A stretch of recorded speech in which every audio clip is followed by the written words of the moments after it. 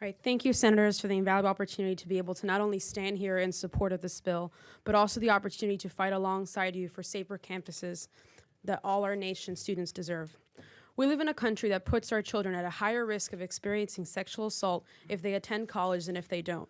But with this bill, we are taking a stand against these growing numbers and holding perpetrators and college administrators accountable.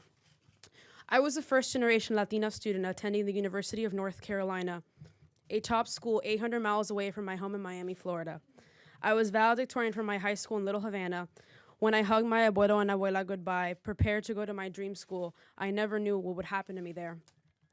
One Sunday morning, my sophomore year at Carolina, I woke up in a bed soaked in blood with bruises of my attacker. My body was covered in bruises, and far away from home, I was alone in my recovery, told by administrators that I could just not handle college, isolated by an entire community thereafter.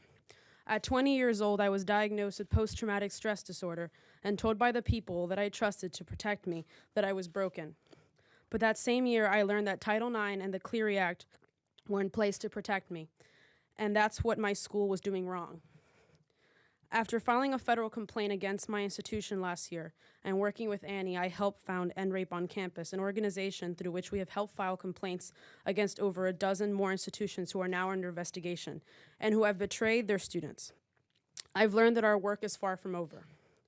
Working with Senator Gillibrand and her staff, I know that the Campus Accountability and Safety Act will provide students with new protections that are indispensable. If passed into law, the act will grant students like me the right to a confidential advisor that will connect them to every resource at their disposal and that will believe them like those that didn't believe me. If this act is passed,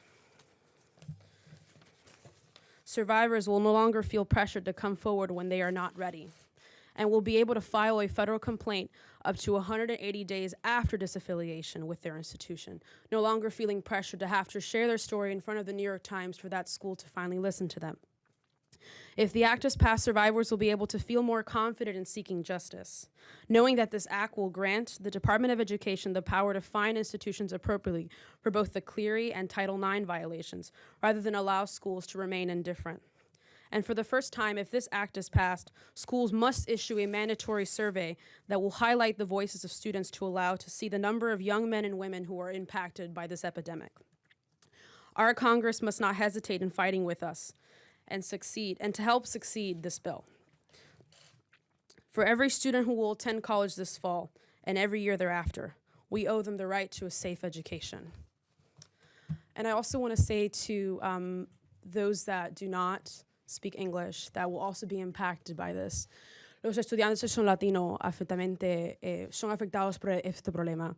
Y como mi familia no habla inglés allá en Miami, yo sé que para ellos es muy difícil escuchar eso, pero es muy importante saber que los latinos que van a atender la escuela por la primera vez, de todas las personas en su familia, que ese problema es algo que todo el mundo tiene que saber y tiene que hacer algo para terminarlo.